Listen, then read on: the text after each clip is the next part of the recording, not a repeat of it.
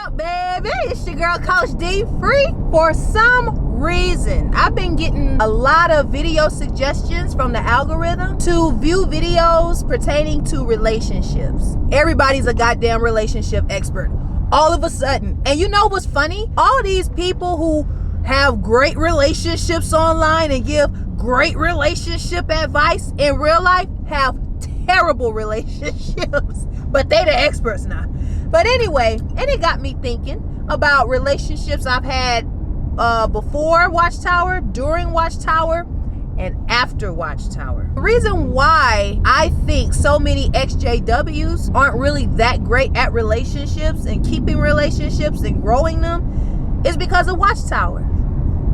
Now, I ain't gonna sit here and blame Watchtower for every single little discrepancy in my human experience. But if you grew up in Watchtower, can you really blame them for everything? Yeah, I think you can. Watchtower has hindered us from really enjoying and benefiting from a lot of relationships. And here's how they do it. Number one, the reason why ExJWs are not that great at maintaining relationships is because when you have a relationship in Watchtower, it's not your relationship. You don't own that relationship. The congregation does. Think about it. When you were in Watchtower, anytime you were starting to get close to a friend, it could be platonic, especially a romantic relationship, anything like that, everybody was entitled to their opinion. We weighed everyone's opinion like it mattered, and it don't. How many times did you want to be friends with somebody, but maybe somebody else in the congregation who was spiritual told you, oh, you better watch out, that's bad association. You better watch out, that's bad association. They not even baptized. They not even baptized. Why should y'all be friends? Remember that? There were people I couldn't be really openly friendly with, like really be friends with and hang out because they weren't baptized. They went to all the meetings, they went out field service and everything, but they weren't baptized. Especially after I started pioneering, that was like a no-no. Like, pioneers don't hang out with unbaptized publishers. Ew. Let me get in this fast lane. Go ahead and pass me up, baby. I ain't gonna cut you off. And then if it's romantic, hey, you might be getting along well until you talk to his elders. They give you that side eye, like, they don't tell you not to date them. They just tell you reasons to be careful and cautious, which is like JW lingo for he a loser, don't date him. And you maybe liked him, you could have been compatible with him, had a lot of fun. Maybe he wasn't that spiritual in the Kingdom Hall, but maybe he was really kind and he worked hard, and maybe he did miss a few meetings here and there because he wanted to go to work and make some extra money on an extra shift. See, that's a good mate. Not in Watchtower, and Watchtower will let you know, hey, this relationship right here don't look like it have a promising future. You have to think about how Jehovah thinks, and this person's bad association. See, that's not your relationship. The congregation is telling you what to do with people that you want to have a relationship with, and because you don't know any better, you take their opinion seriously. So we don't really get practice when we're in Watchtower on how to get a relationship and how to stick with it and how to really get to know people well enough to make our own minds up, because Watchtower will make your mind up for you when it comes to who you choose to be friends with or choose to be romantically involved with. And see, when you get out in the real world, people still may have their opinions, but you don't have Watchtower telling you what to do. It could be scary, and a lot of times we're just not prepared. So we're insecure, and we kind of end up messing up relationships like that too, because we're very insecure about being in one. So that's one way. Watchtower owns your relationships, not you, and that's why we suck at them. Because we never really made our own minds up about our own relationships anyway. The second reason ExJWs tend to be bad at relationships, at least in my experience, is we never... Excuse me. I don't know why my voice still cracks. I sound like a pubescent little boy. I don't know why. It always has. When you're in Watchtower, you never learn how to be truly vulnerable with somebody else. Two ways we're prevented from being vulnerable. One, we have to wear the mask at all times. The JW mask, can't take it off. I'm gonna explain it. And then number two, the disfellowshipping arrangement. I call it the disfellowshipping protocol because that's what it is. It's a business arrangement to keep the empire intact. We must eliminate all dissenters and those who would speak negatively on our organization. Hey, and by the way, Tony, since you are successfully managing that big, rich organization, where is my money, ho? Tony, see, it's gonna come a point where you and I gonna have to have a conversation. I keep warning you. I'm glad I'm making a public record of the fact you and your little cult cohorts run a cult. Y'all been running it. The lineage of cult cohorts that preceded you were running it.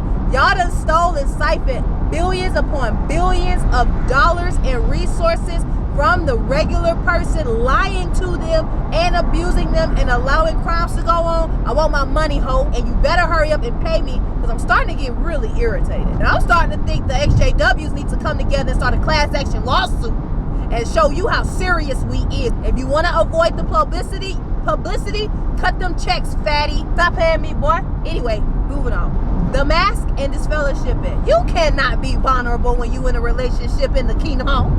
What does being vulnerable mean? It means you trust a person.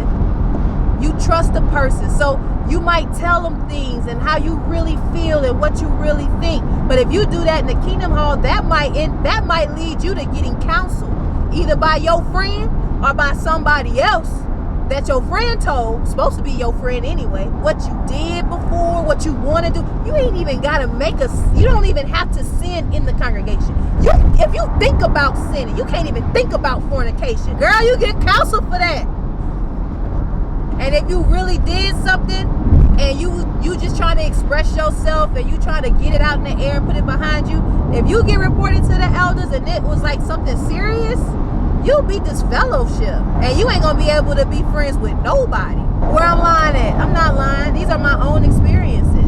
How many times have I seen that happen? You never learn how to be vulnerable, and you cannot have a real decent relationship or any shot or attempt at one if you always hiding and scared to open up to other people.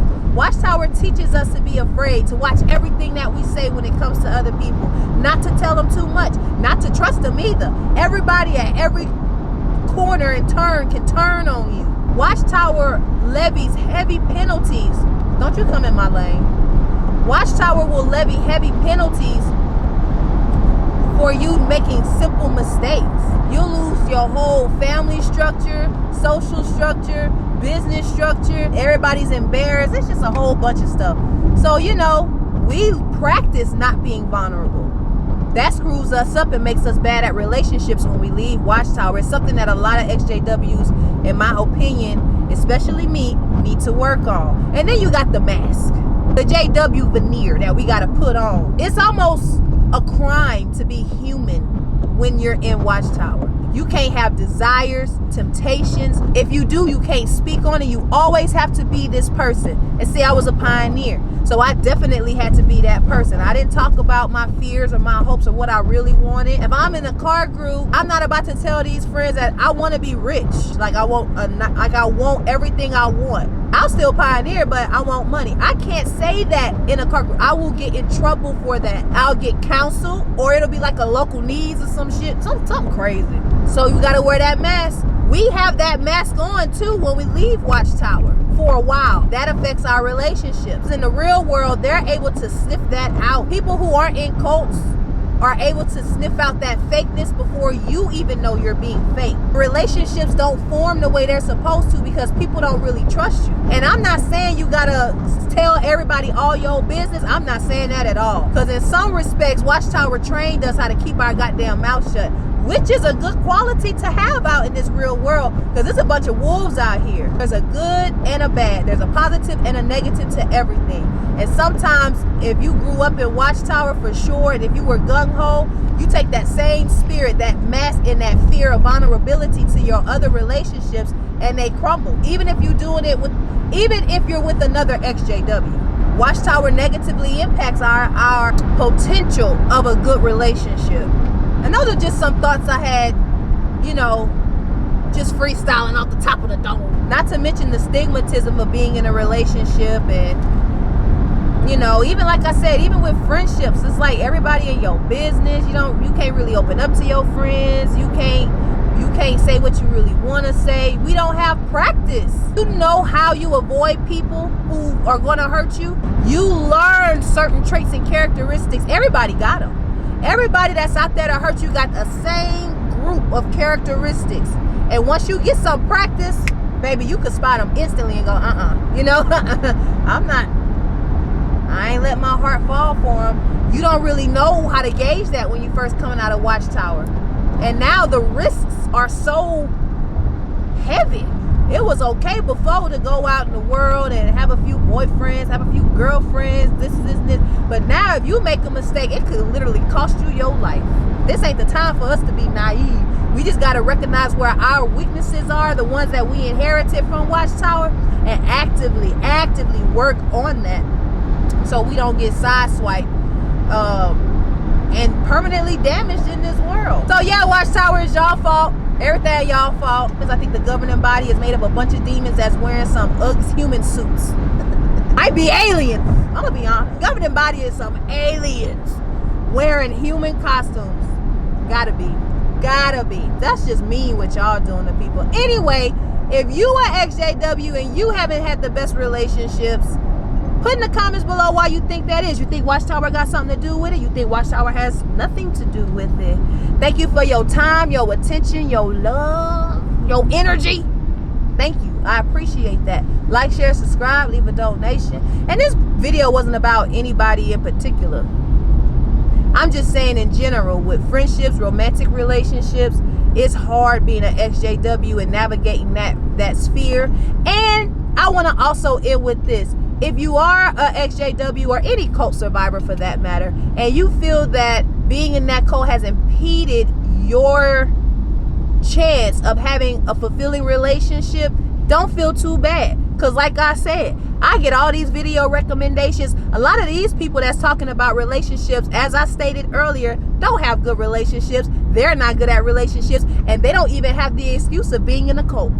They just suck at relationships. I'm like, dang, I got an excuse.